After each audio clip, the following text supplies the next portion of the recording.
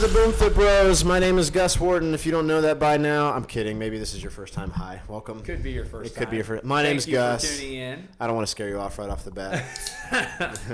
I'm Gus. This is Charlie. And what episode is this? This is 25. Is it really? Yeah. I'm pretty sure 24 went up today. So 25. 25. Episode 25, guys. I'm confirming that. Hold on. Okay, stand by. Just for accuracy. 24. Oh, correct. I thought we hit like a Correction. milestone. This is episode 24. That was about to be real fun. Last episode was 23. I see. And we talked about majoring in the minors. And that was no, that wasn't a question. That was not the viewer question. That was one. That was 2 episodes ago. Yep. Okay, I get it. They're blurring together at this point. Yeah, last time we talked about kind of majoring in the minors. Pretty much. That's right. What questions are you asking? Are they the right questions in the first Are place? you focusing on the right things or not? Yep. Which I'd recommend going back and watching that because as is every episode, it's got a long shelf life. Like, it's probably applicable at different times. A lot like a book. I heard somebody say something today that I've heard before, but it was a great reminder for me is, rereading a book and trying to apply something new out of it. Because so many times when you read the book the first time, it's really hard to apply something that you're learning for the first time, but then rereading it multiple times, and then every time you reread it, try to apply something. And I think these videos are the same way. Thing. Yeah. You watch this video the first time, and then every time you watch it again, you're trying to apply something new from it. Or maybe you just watch one over and over and try and really hone in one thing. That's a good way to do it too. Yep. But same principle. Yeah. Exactly. Okay, guys. So today we're going to talk about weight loss plateaus, but That's specifically a certain kind of weight loss plateau. But I guess the first question is, what is a weight loss plateau? Charlie. Yes. Please. What is a weight loss plateau? We've heard this multiple times in my lifetime as a trainer, and oftentimes it's referred to as this moment when you stop seeing the scale go down. You stop seeing results in the direction that they were going. So it's like but also you're claiming that nothing has changed. So yeah, I would agree. So you're eating, let's say you're eating, you stopped eating bread. And by cutting out bread, you lost 12 pounds. Well, all of a sudden, you can't lose 1 more pound, and you're 3 weeks in. And then it's not like you can cut out any more bread. Because you're not eating it. Because you're not eating bread. Yes. And so that'd be a plateau. That's kind of what I've understood a plateau to be. Yeah. So, same thing. Mine is like, I put a timeline on it, though. It's like if you haven't seen progress in about 2 weeks, that's when I would start to think you're in a plateau. Yeah. But again, also same thing applies. Like you have to be like not changing anything. Yes. And this is actually one of our bullet points later that we'll get into about different kinds of plateaus, but we'll talk about that in the future. But specifically today, the plateau for these purposes is you stop making progress. Yep. You're stalled, and you have been for a while. But what do you do about it? So, usual answer, decrease food, increase exercise, or both. That's pretty much what people do. Now, here's a good question. When do people usually reach a plateau? It depends. Yeah. I think it depends on the person. Because if you have like could you reach a plateau in a person's, I guess it depends on their mindset, right? Like, is 4 days really enough time to reach a plateau? No. But in their mind, they might say, I've been losing 2 days. That's a good point. 2 pounds a day. So we're talking weeks. We're not talking like, I've been on this diet for 3 days and I haven't lost any more weight. Give it more time. Yeah. Yeah, for I sure. agree. But the common thing is reduce food and exercise. And we'll talk about that too, and we've talked about it a little in the past. But today we're actually going to talk about how you can plateau irrespective, in other words, not even looking at food and exercise. In other words, like you could be on a new program, you could be losing weight, and then you stall for 1 to 2 weeks. But this specific plateau is one in which changing food or changing exercise is not necessary. In fact, those should be the last things that you change. Yeah. I think. And what we'll talk about today are those things you should change before you ever even touch food and exercise. Spoiler alert, I think the last point is the best one. Oh, it's usually how the dice roll, Charlie. No. So, I think just to even dissect what you just said, when you reach a plateau, the thing that you think you should do, which is address the diet and the exercise portion, is actually maybe not the thing that you need to do. No matter if you're 3 months in, 2 weeks in, 6 months in, that the thing that you want to look at immediately is like, okay, let's check calories, let's check exercise. If I've been running, do I need to work out twice a day now? Yeah, I was doing 10,000 steps. Should I go to 20? Surely I should increase that. I was going at 1,500 calories. Surely I should decrease that. What we're saying is put on the brakes. Yeah, basically don't do just leave those alone until you check off these boxes. And check these next things that are about to be talked about, and then decide if that's what you need to do. I think we should get into these bullet points. I'm kind of excited. So, bullet point number 1 that you should change. This is specific to a very certain gender. Right. I was going to say demographic of the audience to keep the curiosity piqued, but it's a very good point. It is. Okay, so menstrual cycles, ladies, specifically ladies. Yes. Gentlemen, you have no worries about this. No, you're not going to have this problem.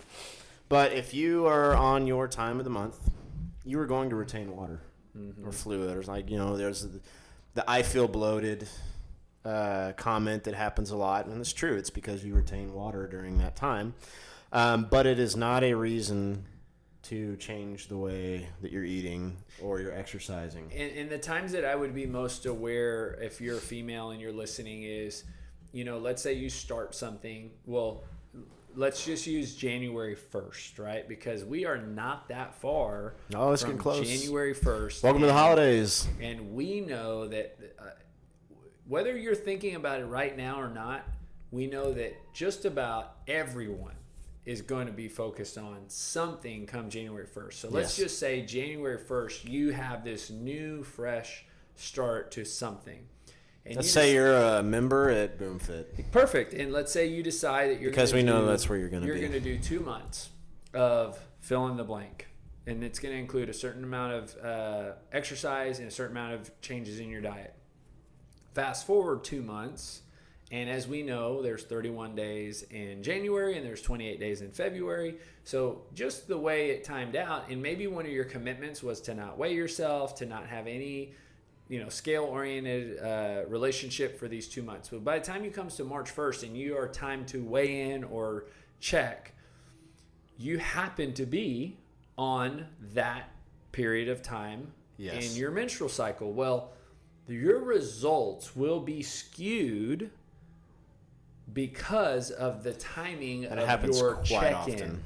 And, whether that's a New Year's goal or maybe it's like a 6-week challenge and a 2-week check-in with the 6-week challenge, because we have a lot of people that sign up for the 6-week challenge and they check in every 2 weeks. I've had a lot of people on those check-ins. And so knowing this is the issue exactly. If the timing of your, whether we call it assessment or, check-in or weigh-in is anywhere in that period of time. Before or after the actual start. Correct. Then it's going to, it's going to be an issue. Because I've actually had situations where I walk in, I can think of a specific time, and this lady she'd killed it. I mean, she was on track. She was doing everything right. And she stepped on, and she was actually up 6 pounds. Wow. And she was like, I really don't know how this... And this is one of those situations where, legitimately, she was doing everything right. Yeah. And so, first question out of my mouth, are you about to start your cycle? Yes. Sure enough, that was the issue. Goes through, we come back, we recheck, and then she's right on track to where she needs to be making progress. That was it. So in that case, I have seen 6 to 10 pound swings before it even starts. So yeah, that's a big one for women. Is it any more or less in your experience with women that are more in shape, out of shape? Doesn't matter.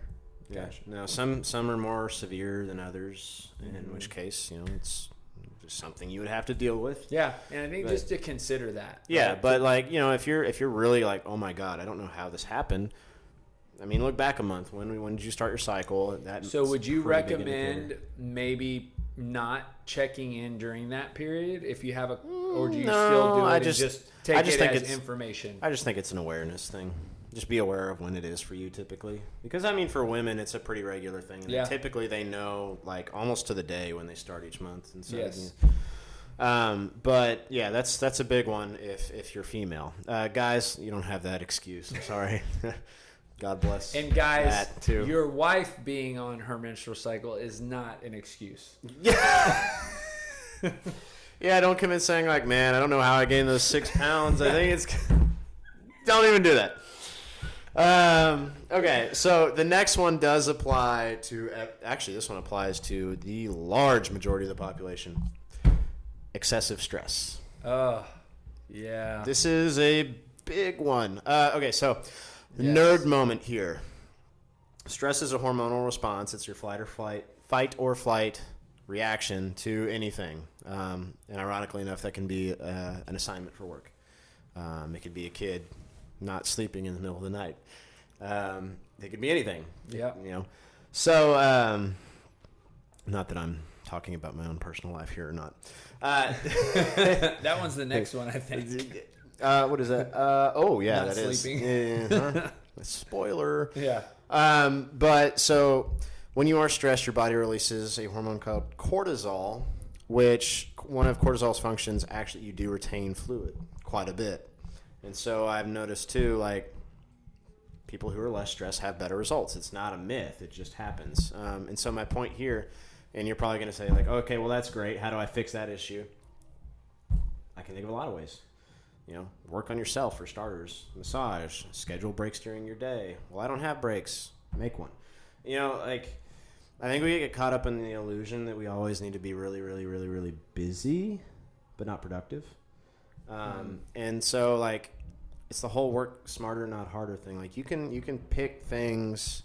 I'm not saying this applies to everyone, but most people. And I think for people that are struggling with a lot of stress, it's a lot like food journaling. So you've probably done this with people, Gus, where you have them write down how, like, what they eat and how they felt with association to those foods. And I think sometimes you don't realize this, but journaling time throughout the day and really when you're at peak stress and when you feel the most anxious comparatively to other times, right? And having like a good 3 to 5 days of days that are really just telling you at what points are you the most stressed and what things calm you down and what is consistent on the days you have less stress than on days you have high stress. So this is a way that you can kind of just, and this has nothing to do with, you know, diet and exercise. Like, right. I think exercise does help with stress personally. Absolutely. I think getting in, but it also can add to stress, you know, and I've probably been guilty of this is, you know, stretching myself to get in my workout, which causes more stress than good. Right.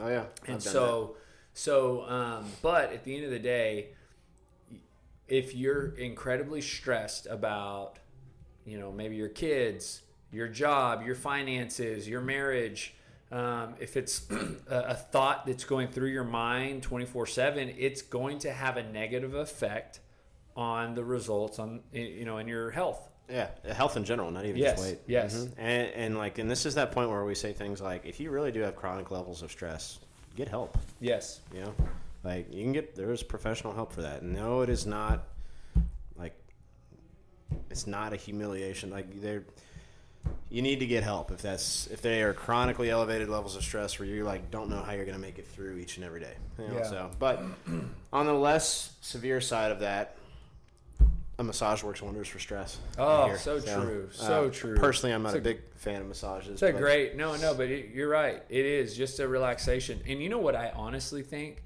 if I'm completely truthful, is like turning your cell phone off for a 24-hour period on the weekend.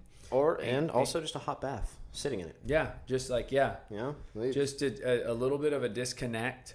And that's kind of what I think a massage does. That's what a hot bath might do. That's also what turning off technology and kind of getting away from the social media, you know, and if you just do those emails. if you just find 5 minutes a day where you are just completely relaxed, that'll actually do wonders for you. Like, it doesn't take much. Yeah. But just sitting in a hot bath or just pushing away the electronics for 5 minutes and just sitting there. You know, we read the 5 a.m. Club, right? Yeah. And I think how you start your day has a lot to do with your stress levels throughout the day. For sure. You know, an example of, we'll say like 2003, 4, 5, when I was starting personal training and really saying like, okay, I'm going to wake up, take a quick shower and rush straight to my 5 a.m. appointment, as opposed to getting up and having a little more margin, right? A little bit of a routine. Yes.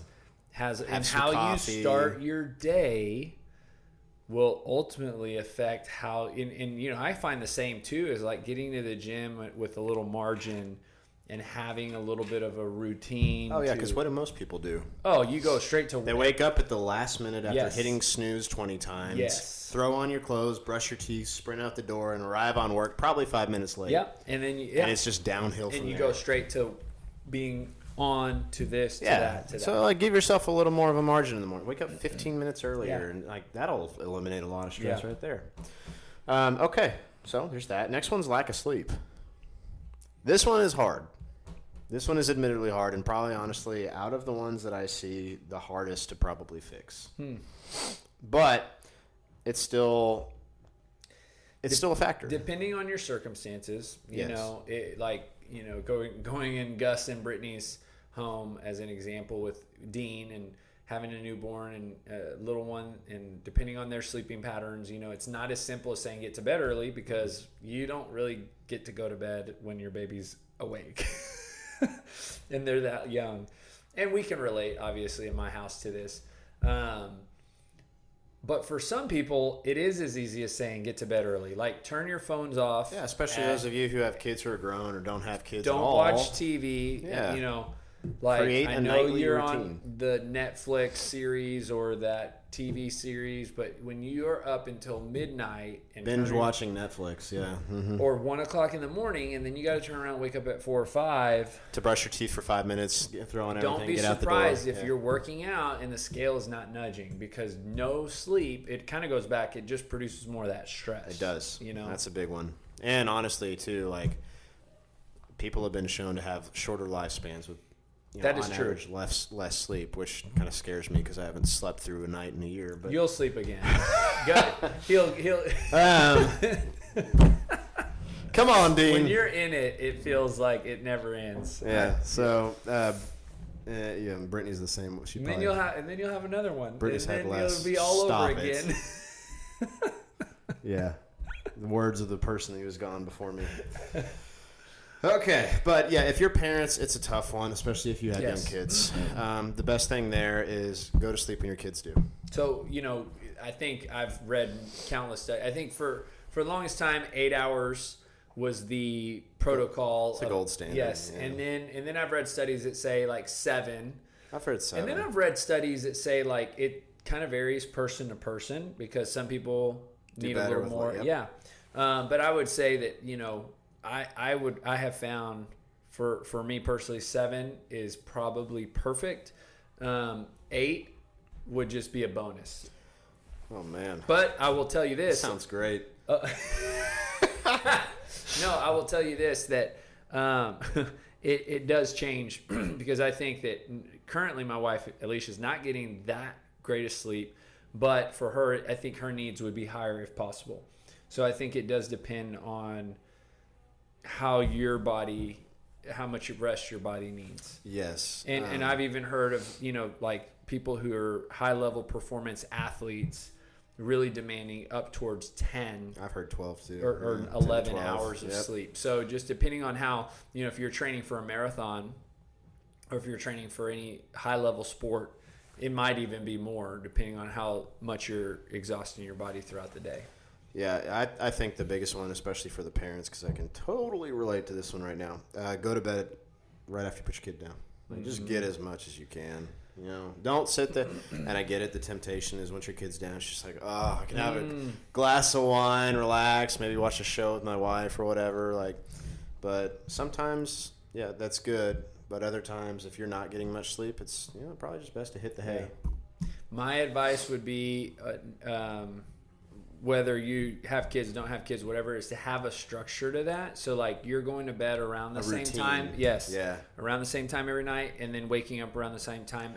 So like a college and having kid, that cushion before so that you don't have stress that you're not running into the you see the connections here? But like, you know, a college kid could have like Monday, Wednesday, Friday has an 8 a.m. Tuesday, Thursday, their first class is at like 12.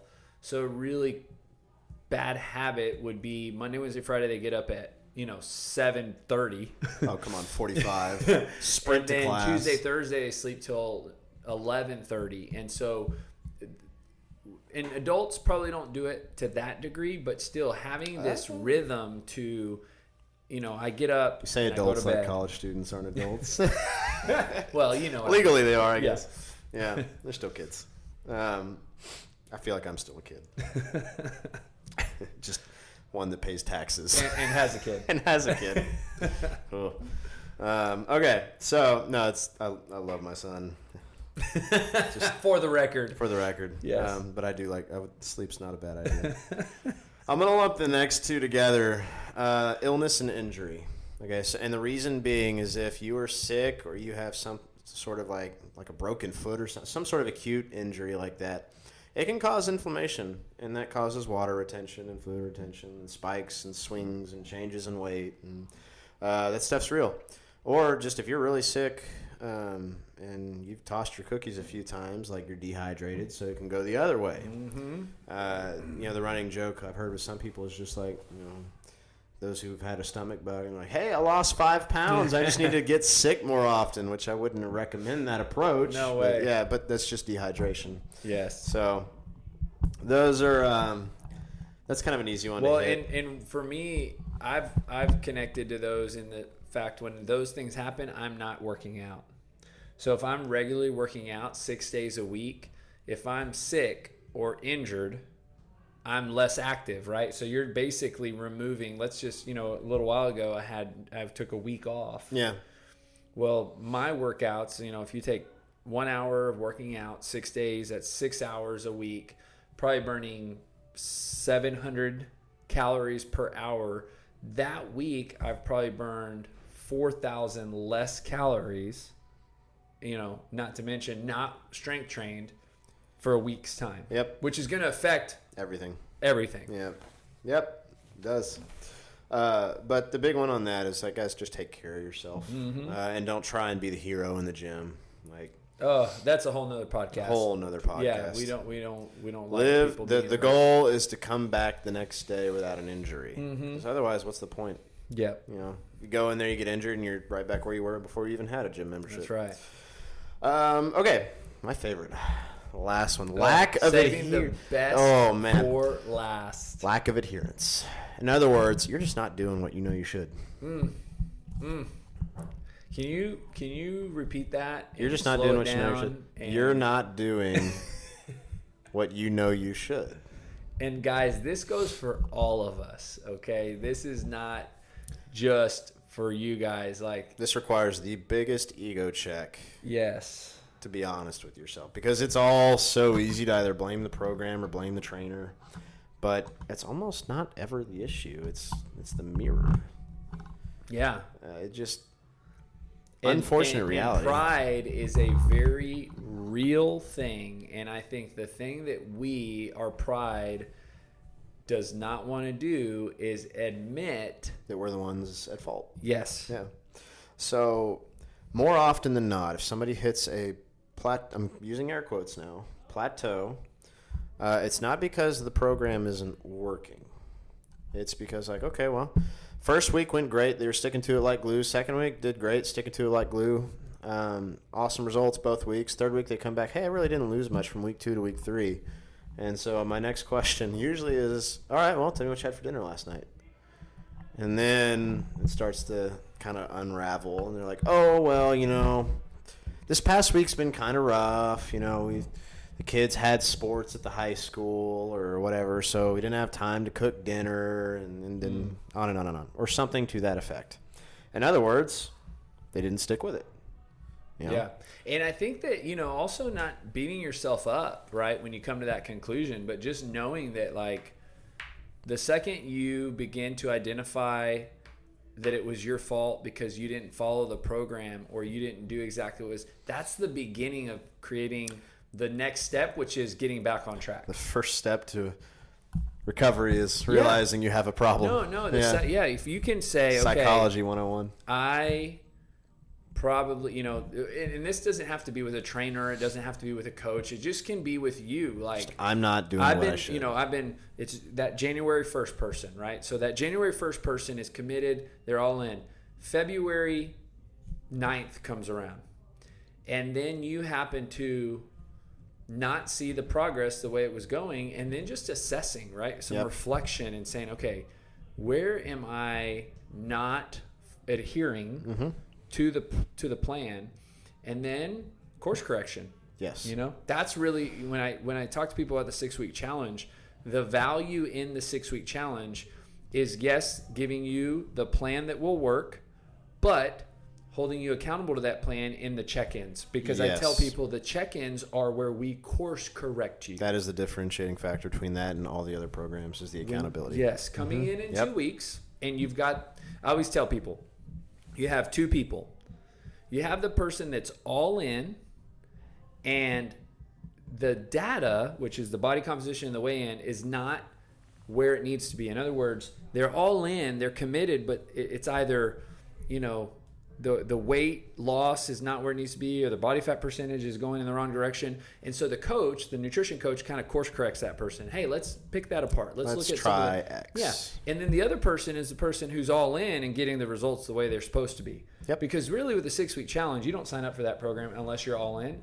But there's 2 types of all in. There's you shouldn't sign up for that unless you're all in. Right. Yeah. And so you could call this person the one who hit the plateau, right? Because this person's the one getting all the results. Well, the plateau here is like, let's course correct you. Let's pick apart what you were doing. Maybe there was a misunderstanding and you thought you were supposed to be doing this or that, or eating too little, or when in reality it's the other way around, or whatever. Yeah. Yeah. And here's the fun thing too. This is going to be probably 95 to 99% of plateaus. So going through all of these. Oh, and by the way, the other 4 to 6% is probably going to be for females, the menstrual cycle. Okay.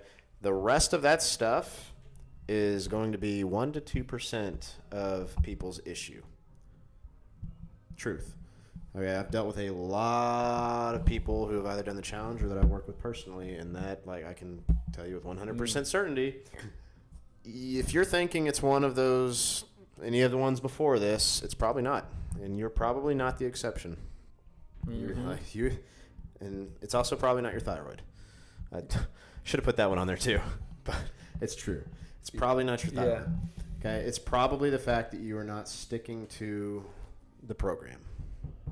Yes. And that is just the uncomfortable truth. So, for, I guess, takeaway here, if somebody's at a point where they are at a plateau, very likely in this moment, and they are owning up to it, but they still don't know what to do, what's the action plan for those people?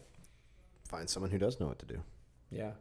Our emails are gus@boomfitbcs.com. I'm kidding. But seriously, though, if you do have a question, you can reach out to us. Yeah, no, I think that's truly where we have to understand that there's some – I just had a few appointments today where I was talking to some people about 6-week challenge in particular, and there's some conclusions that you may not be able to come to on your own. That's why we pair with a coach. The dangerous part of reading some article on the internet, or just asking some friend who's not really committed to helping you, is they might just tell you what works for them, but it may not work for you. Or that article probably doesn't apply to you. And I've said this multiple times. The reason diets don't work most of the time is because there is already some baggage from the last one. Yep. That, this is so much about emotion and psychology. Very much. And if you're going into a quote diet and there's already an emotional scar from the last one that let you down, And let's be honest, in 2019, probably you've is. been let down by like 25 diets by the time you get to the one that you're on now. At least. And so now you're going into this one, and you're calling it a plateau, but it really is just like you're emotionally wounded, right? So you need someone to come in and help you, and that's what we do, right? That's how we help people is we can identify because we've done it time and time again. We're not putting you on a diet. We're just helping you to learn how to eat, because the best tool that we can give you is to learn how to eat properly for yourself. Yeah, just in general, the word diet just means how you eat. Yeah. It doesn't mean, and that can change. Yes. So and you need to become a student of you for the rest of your life. Correct. You need to learn through, whether it's through programs or through your own personal nutrition or nutrition changes, experience. How is it that you need to eat? Because it doesn't matter if you know how another person needs to eat. What you need to learn is how you need to eat. Keto may not be your thing, and then it may. Well, and even when you start talking about not just the fad diets, what if oatmeal's not your thing?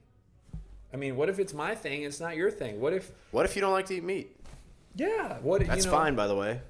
All of that's fine. What if, sweet potatoes work for me, but not for you? And so you need to understand that it's part of this exploration, and not just in a 6-week challenge or this is the rest of your life. Maybe you refuse to give up your wine every day. Yeah. Also fine, by the way. And so, you need to really work on this exploration the rest of your life. Yes. And the exploration is, how do I need to eat to be the healthiest version of myself possible for the long term, the long haul? Yep, absolutely. I think that's a great place to end. Awesome. If you do need someone to answer your questions, Gus at boomfitbcs.com. Charlie's now the convert to that domain. Charlie at boomfitbcs.com. That's right. My man. We want to hear from you. We do. Yes. And we've started hearing from people who actually do have your questions, so this is getting exciting. And January 1st Keep it up. is really close, guys. So let's get started now and put a plan together. So that you don't get those holiday 15. That's right. That's right. Reach out to us, guys, and we will see you on the next episode of BoomFit Bros. It will be 25 this time. Yes. See you then. Thanks.